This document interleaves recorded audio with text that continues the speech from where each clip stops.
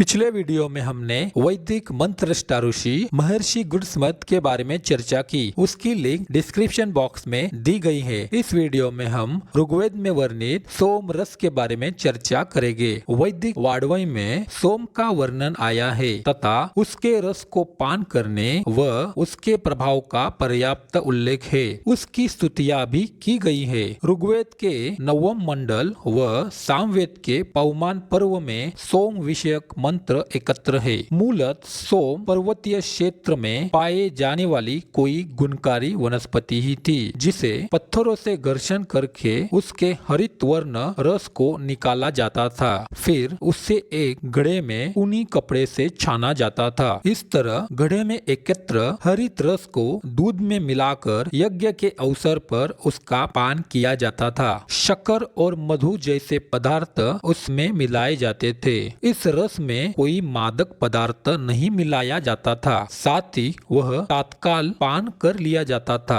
अतः मादकता आने की संभावना ही नहीं थी। इतना अवश्य है कि इसके पान से उत्साह, साहस और बल अत्यधिक बढ़ जाता था, जिससे इसके मादक होने का भ्रम लोगों में उत्पन्न हो जाता है। सभाओं और युद्ध में भी इसका पान किया जाता था। प्राचीन फारस के ज़ोरास्ट्रियन भी इसी प्रकार का एक पेय रखते थे, जिसे वह हाओमा कहते थे। भारतीय चिंतन और संस्कृति में वनस्पति और औषधीय का पोषक चंद्रमा है, जिसे सोम भी कहते हैं। इसे देवता का दर्जा दिया गया है और इस हेतु गुणवंती सोम वनस्पति को देवता मानते हुए स्तुतियां भी की गई है। इसे प्रकृति देवसत्ता भी कहा गया है। यह गुणशालिनी रसवंती वनस्पति अब खोज से बाहर है, जैसे रामायण वर्णित संजीवनी। इसकी प्राप्ति से मानव कल्याण का पथ प्रशस्त होगा।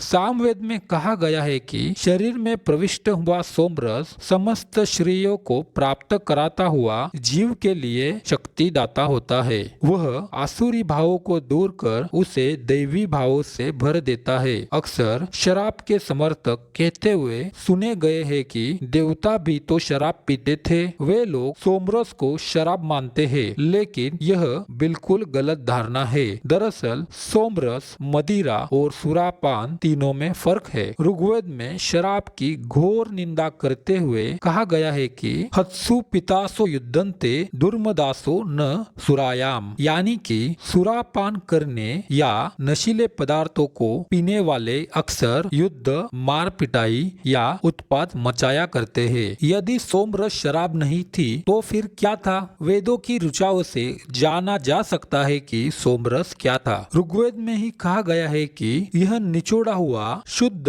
दधि मिश्रित सोमरस सोमपान की प्रबल इच्छा रखने वाले इंद्रदेव को प्राप्त हो। हे वायुदेव, यह निचोड़ा हुआ सोमरस तीखा होने के कारण दुग्ध में मिश्रित करके तैयार किया गया है। आइए और इसका पान कीजिए। शत वा यह सुचिना सहस्त्र वा समाशिराम इदु निम्र न रियते। नीचे की ओर बहते हुए जल के समान प्रभावित होने वाले सैकड़ों घड़े सोमरस में हजारों घड़े दूध मिल करके इंद्रदेव को प्राप्त हो। इन सभी मंत्रों में सोम में दही और दूध को मिलाने की बात कही है, जबकि यह सभी जानते हैं कि शराब में दूध और दही नहीं मिलाया जा सकता। भांग में दूध तो मिलाया जा सकता है, लेकिन दही नहीं। लेकिन यहाँ पर सोमरस में भी दही भी मिलाया जा सकता है। अतः यह बात स्पष्ट हो जाती है कि सोमरस जो भी हो, लेकिन शराब या भांग तो बिल्कुल नहीं थी। देवताओं के लिए अर्पण का यह मुख्य पदार्थ था और अनेक यज्ञों में इसका बहुविध उपयोग होता था। सबसे अधिक सोमरस पीने वाले इंद्र और वायु है। पूषा आदि को भी यदा कदा सोम अर्पित किया जाता है, जैसे वर्तमान में पंचामृत अर्पण किया जाता है। भगवद गीता में भी सोमरस को पवित्र और उच्च लोकों को प्राप्त करवाने वाला कहा गया है। इसकी पुष्टि भगवान श्री कृष्ण ने भगवद गीता के 9वें अध्याय के 20वें श्लोक में की है। वे कहते हैं, त्रैविद्या माम सोम पापौत पापा यज्ञर इष्ट्वा स्वर्ग गतिम प्रार्थयन्ते ते पुण्यम आसाद्य सुरेंद्र लोकम अश्नति दिव्यान दिवि देव भोगान। जो लोग वेदों का अध्ययन करते हैं और सोमरस रस का पान करते हैं और यज्ञों के अनुष्ठान द्वारा अप्रत्यक्ष रूप से मेरी ही पूजा करते हुए पापों से शुद्ध होकर स्वर्ग प्राप्ति के लिए प्रार्थना करते हैं, वे पवित्र ऐसे इंद्रलोक को प्राप्त करते हैं और देवताओं जैसे दिव्य स्वर्गीय सुखों का आनंद भोगते हैं। ऋग्वेद के अनुसार सोमरस दिव्य अन्न है तथा सरस्वती नदी पर होता है। इसलिए हे ज्ञानी मनुष्य, तुम नदियों में श्रेष्ठ नदी सरस्वती की स्तुति करो। ऋग्वेद मंडल 7 सूक्त 96 मंत्र 1 तथा 2। सरस्वती नदी पर सोमरस मिलता है, यह बात तो स्पष्ट हो गई, लेकिन अब एक प्रश्न यह भी उठता है कि क्या यह मैदान में मिलने वाली औषधि है? इसका उत्तर ऋग्वेद एक स्थान पर यह देता है कि पर्वत शिखर पर सोम आदि औषधियां होती है। मंडल 7 सूक्त 70 मंत्र 3। इसी मंत्र में आगे लिखा है, लोग सोम आदि औषधियों को लाकर उनसे यज्ञ करते हैं। अश्विनी कुमार पर्वत शिखर पर जाते हैं, उन औषधियों को लाते और सुख पहुँचाते हैं। मंत्र 3। यह अश्विनी कुमार कौन है? इसके बारे में ऋग्वेद में मंडल 7 सूक्त 68 मंत्र 6 में लिखा हुआ है। च्यवन ऋषि बहुत वृद्ध हो गए थे, उनके पास अश्विनी कुमार गए। उन्होंने पौष्टिक अन्न देकर फिर से उन्हें तरुण बना दिया और उनकी मृत्यु से रक्षा की। अब प्रश्न यह है कि जब सरस्वती नदी ही लुप्त हो गई तो उस नदी पर मिलने वाला सोमरस स्वतः ही एक इतिहास की वस्तु बनकर रह गया है। लेकिन इतिहास एक ऐसा विषय है जो सदा सदा के लिए अमर हो जाता है। ऋग्वेद में सोमरस के संबंध में जो विस्तार से चर्चा की गई है, उसने सरस्वती नदी के लुप्त होने के बाद भी सोमरस को मनुष्य जाति की स्मृतियों में सदा सदा के लिए सुरक्षित कर लिया है। सोम नाम से एक लता होती थी। मान्यता है कि सोम नाम की लताएं पर्वत श्रृंखलाओं में पाई जाती है। राजस्थान के अबरूद, ओडिशा के महेंद्रगिरी, हिमाचल की पहाड़ियां, विंध्याचल, मलय आदि अनेक पर्वतीय क्षेत्रों में इसकी लताओं के पाए जाने का उल्लेख मिलता है। यह बिना पत्तियों का गहरे बादामी रंग का पौधा है। आखिर यह सोमरस है क्या? ऋग्वेद कहता है कि जिस समय सोम का रस निकालते हैं उस समय वह हरे रंग का होता है। वह रस निकालकर छलनी में डालकर छानते हैं। मंडल 9 सूक्त 3 मंत्र 9।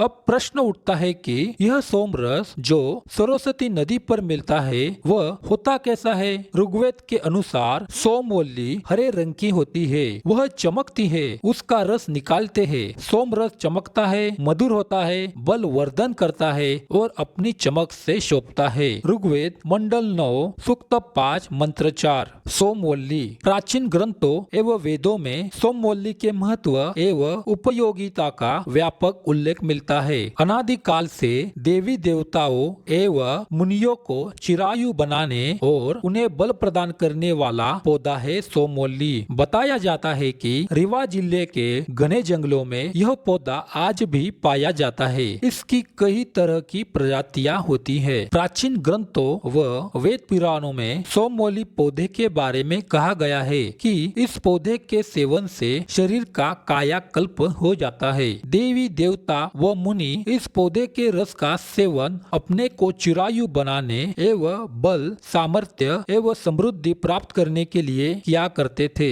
इस पौधे की खासियत है कि इसमें पत्ते नहीं होते। यह पौधा सिर्फ डंठल के आकार में लताओं के समान है। हरे रंग के डंठल वाले इस पौधे को सोमवल्ली लता भी कहा जाता है। ऋग्वेद में सोमरस के बारे में कई जगह वर्णन है। एक जगह पर सोम की इतनी उपलब्धता और प्रचलन दिखाया गया है कि इंसानों के साथ साथ गायों तक को सोमरस भरपेट खिलाए और पिलाए जाने की बात कही गई है। इस बात का वर्णन एक अन्य मंत्र में भी पुनः आता है। ऋग्वेद लिखता है, सोमरस निकालने पर कलशों में सुरक्षित रखा जाता है। उस चमकने वाले हरे रंग के सोमरस में गाय का दूध मिलाया जाता है। मंडल 9 सूक्त 8 मंत्र 6। सोमरस की वनस्पति औषधि इस प्रकार हरे रंग की होती है तथा चमकने वाली होती है। चमकने वाली वनस्पति औषधि हमें संजीवनी बूटी के नाम से रामायण काल में भी देखने को मिलती है। जब लक्ष्मण जी मूर्छित हो जाते हैं और हनुमान जी संजीवनी बूटी की खोज में जाते हैं, तब उस संजीवनी बूटी की पहचान यही कही गई थी कि वह पर्वतों पर चमकने वाली होती है। संजीवनी बूटी और सोमरस औषधि में इसी प्रकार यह समानता तो दिखाई पड़ रही है कि दोनों में चमकने वाला गुण होता है। अध्ययनों से पता चलता है कि वैदिक काल के बाद यानी ईसा के काफी पहले इस वनस्पति की पहचान मुश्किल हो गई। ऐसा भी कहा जाता है कि सोम अनुष्ठान करने वाले लोगों ने इसकी जानकारी आम लोगों को नहीं दी, इसे अपने तक ही सीमित रखा और कालांतर में ऐसे अनुष्ठानी लोगों की पीढ़ी परंपरा के लुप्त होने के साथ ही सोम की पहचान भी मुश्किल हो गई। सोम को स्वर्गीय लता का रस और आकाशीय चंद्रमा का रस भी माना जाता है। सोम की उत्पत्ति के दो स्थान है। ऋग्वेद के अनुसार सोम की उत्पत्ति के दो प्रमुख स्थान है, वह स्वर्ग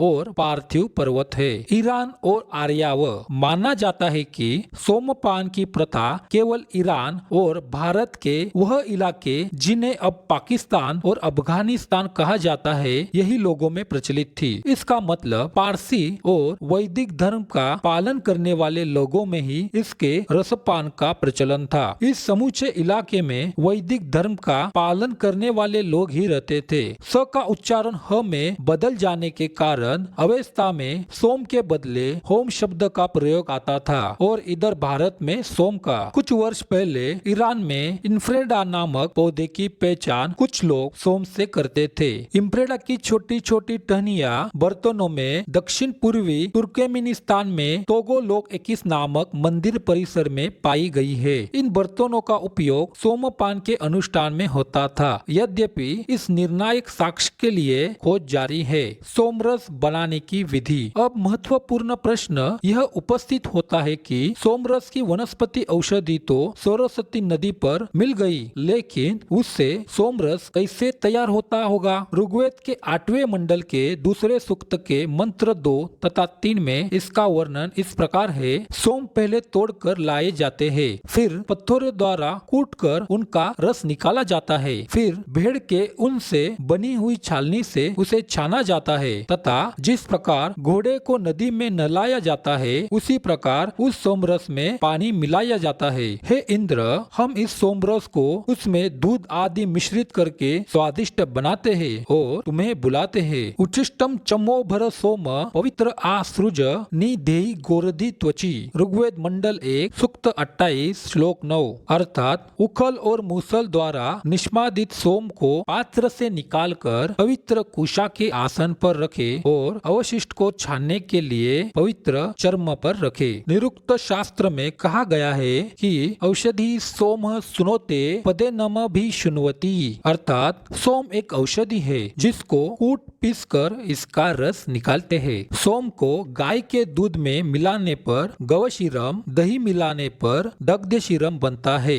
शहद अथवा घी के साथ भी इसका मिश्रण किया जाता था। सोमरस बनाने की प्रक्रिया वैदिक यज्ञों में बड़े महत्व की है। इसकी 3 अवस्थाएं है, पेरना, छानना और मिलाना। वैदिक साहित्य में इसका विस्तृत और सजीव वर्णन उपलब्ध है। सोमरस तैयार करना सरल नहीं होता था। ऋग्वेद में लिखा है, हे इंद्र, तू सोमरस का रस पी, यह सोमरस तुझे आनंद दे। पत्थरों से कूटकर सोमरस निकालते हैं। दोनों हाथों से यह पत्थर पकड़े जाते हैं। जिस तरह सावधानी से सारथी घोड़ों को संभालता है, उसी तरह सावधानी से यह पत्थर दोनों हाथों से संभाले जाते हैं। जिस तरह लगाम को ठीक तरह न पकड़ने पर घोड़े इधर उधर भागते हैं, उसी तरह पत्थर भी यदि ठीक करके न पकड़े जाए तो वे इधर उधर गिरने लगते हैं। ऋग्वेद 7वां मंडल सूक्त 22 मंत्र 1। सोम के डंठलों को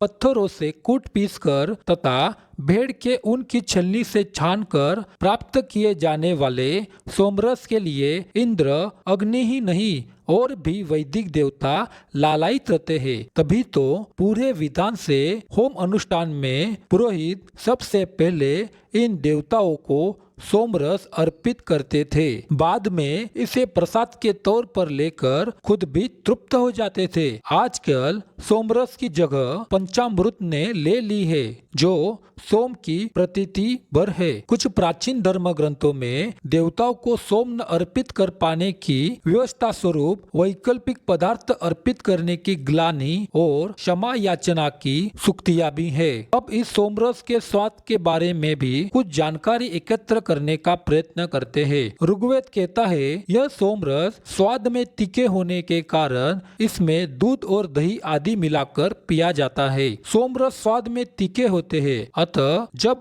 उनमें गाय का दूध मिलाया जाता है तभी वह पीने के योग्य होते हैं। ऋग्वेद मंडल 8 सूक्त 2 मंत्र 9 तथा 10।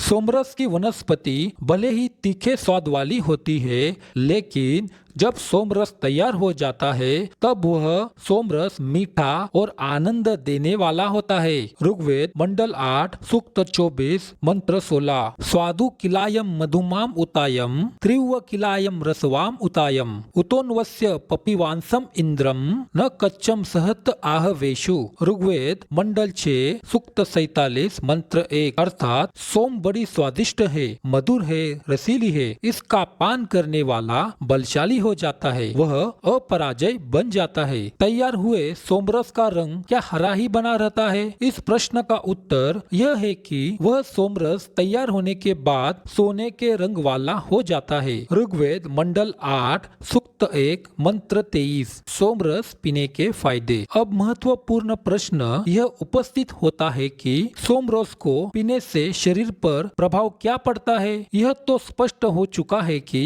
सोमरस हरे रंग की एक वनस्पति से तैयार किया जाने वाला पेय पदार्थ है, जो कि वनस्पति सरस्वती नदी पर ही मिला करती थी। इससे जो सोमरस बनता था उसके प्रभाव के संबंध में ऋग्वेद के 8वें मंडल के 79वें सूक्त में इस प्रकार वर्णन किया गया है कि सोमरस को पीने से हृदय को सुख मिलता है। उसे पीने से उन्मत्तता उत्पन्न नहीं होती, अपितु शरीर में पहले से जो उन्मत्तता होती है वह नष्ट होकर उसकी जगह उत्साह उत्पन्न होता है। इसके पीने से वात आदि रोग भी नष्ट हो जाते हैं। हे सोमरस, हमारे शरीर में जाकर हमारे शरीर को कंपित मत कर, हमें भयभीत भी मत कर तथा अपने तेज से हमारे शरीर को नुकसान भी मत पहुंचा, अपितु हमारे शरीर में जो रोग कीटाणु आदि हिंसक शत्रु हो उन्हें दूर कर। मंत्र 7, 8 तथा 9। सोमरस पीने से शरीर पर सकारात्मक प्रभाव पड़ता है। यह किसी भी प्रकार से नशा नहीं है, अपितु एक बलवर्धक पेय पदार्थ है। ऋग्वेद लिखता है, जब सोमरस शरीर के अंदर जाता है तब मनुष्य चाहे कितना भी क्रोधी हो वह शांत हो जाता है। मनुष्य सोमरस पीकर अमर हो जाता है। हे सोम, पेट में जाकर तू हमारे लिए कल्याणकारी हो। हे सोम, तू हमें सुख दे और उत्तम रीति से जीने के लिए तू हमारी आयु दीर्घ कर। वैदिक ऋषियों का चमत्कारी आविष्कार सोमरस एक ऐसा पदार्थ है जो संजीवनी की तरह कार्य करता है। यह जहाँ व्यक्ति की जवानी बरकरार रखता है, वही यह पूर्ण सात्विक, अत्यंत बलवर्धक, आयुवर्धक व भोजन विष के प्रभाव को नष्ट करने वाली औषधि है। सोमरस के पीने से शरीर में उत्साह उत्पन्न होता है और शरीर के प्रत्येक जोड़ दृढ़ होते हैं। पैरों में भी शक्ति आती है और शरीर रोगों से सदा दूर रहता है।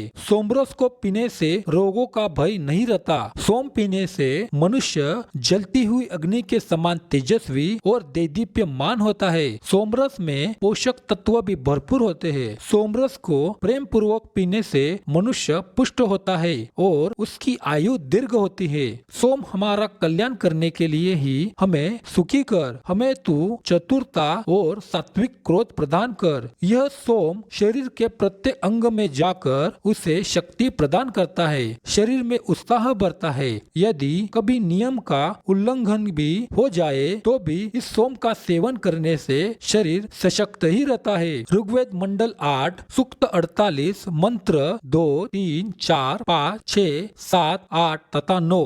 ऋग्वेद में सोमरस की प्रशंसा से मंत्र भरे पड़े हैं। सोमरस के औषधीय गुणों का वर्णन करते हुए ऋग्वेद आगे कहता है, सोमरस आसानी से पचने योग्य है, इसलिए यह बहुत मात्रा में पिए जाने पर भी पीने वाले को कष्ट नहीं देता। यह सोम आयु को दीर्घ करने वाला भी है। सोमरस का पान करने से कठिन और अत्यंत पीड़ा देने वाले रोग भी दूर हो जाते हैं और मनुष्य की आयु दीर्घ होती है। यह सोमरस स्वयं अमर है और पीने वाले को भी अमर बनाता है। ऐसे सोम से सुख और समृद्धि प्राप्त होती है। ऋग्वेद मंडल 8 सूक्त 48 मंत्र 10, 11 तथा 12। ऐसा सोमरस सर्वप्रथम इंद्र को अर्पित किया जाता था तथा तत्पश्चात सभी जन उसका सेवन करते थे। इसलिए ऋग्वेद के मंत्र में प्रार्थना है, सोम उदर में प्रविष्ट होकर शरीर का पोषण करने वाला होने से अन्न रूपी है, वह हमें प्रतिदिन प्राप्त हो, हमारी सब ओर से रक्षा करे।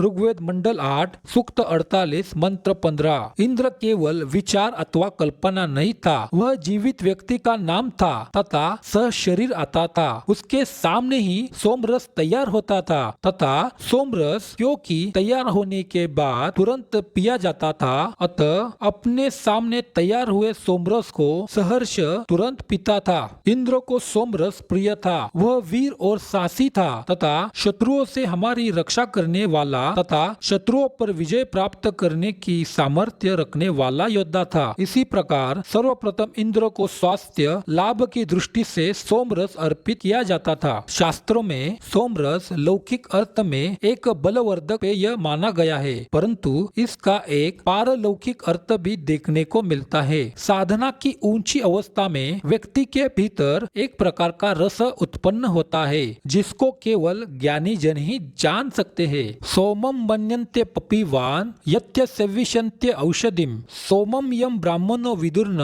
तस्य आश्रति कच्चन। ऋग्वेद मंडल 10 सूक्त 85 मंत्र 3। अर्थात बहुत से लोग मानते हैं कि मात्र औषधि रूप में जो लेते हैं वही सोम है, ऐसा नहीं है। एक सोमरस हमारे भीतर भी है जो अमृत स्वरूप परम तत्व है, जिसको खाया पिया नहीं जाता, केवल ज्ञानियों द्वारा ही प्राप्त किया जाता है। कण्व ऋषियों ने मानव पर सोम का प्रभाव इस प्रकार बतलाया है, यह शरीर की रक्षा करता है, दुर्घटना से बचाता है, रोग को दूर करता है, विपत्तियों को भगाता है, आनंद और आराम देता है, आयु बढ़ाता है और संपत्ति का संवर्धन करता है। इसके अलावा यह विद्वेषों से बचाता है, शत्रुओं के क्रोध से और द्वेष से रक्षा करता है, उल्लासपूर्ण विचार उत्पन्न करता है, पाप करने की भावना को नष्ट करता है, देवताओं के क्रोध को शांत करता है और अमर बनाता है। सोम विप्रत्व और ऋषित्व का सहायक है। सोम अद्भुत स्फूर्तिदायक, ओजवर्धक तथा घावों को पलक झपकते ही भरने की क्षमता वाला है, साथ ही अनिर्वचनीय आनंद की अनुभूति कराने वाला है। स्पष्ट है कि सोमरस भारत की प्राचीन भौगोलिक स्थिति को देखते हुए भारत में बहने वाली सरस्वती नदी पर पर्वत पर उपलब्ध होने वाली एक अति विशिष्ट तथा दुर्लभ वनस्पति औषधि हुआ करती थी। यह हरे रंग की तथा चमकने वाली होती थी। इसे कूटकर दूध, दही, शहद तथा जल मिलाकर पिया जाता था तथा तत्काल इसका सेवन किया जाता था। यह अद्भुत औषधीय गुणों से संपन्न थी तथा इसका सेवन शरीर के लिए अत्यंत लाभकारी, उत्साहवर्धक, बलवर्धक और आयु को दीर्घ कराने वाला हुआ करता था। अब सरस्वती नदी लुप्त हो चुकी है। सोम की वनस्पति औषधि अब अप्राप्य है तथा सोमरस केवल इतिहास का विषय बन गया है। इस प्रकार हमने ऋग्वेद में वर्णित सोमरस के बारे में चर्चा की। ऐसी और अधिक जानकारी पाने के लिए हमारे चैनल को जरूर सब्सक्राइब करें। धन्यवाद।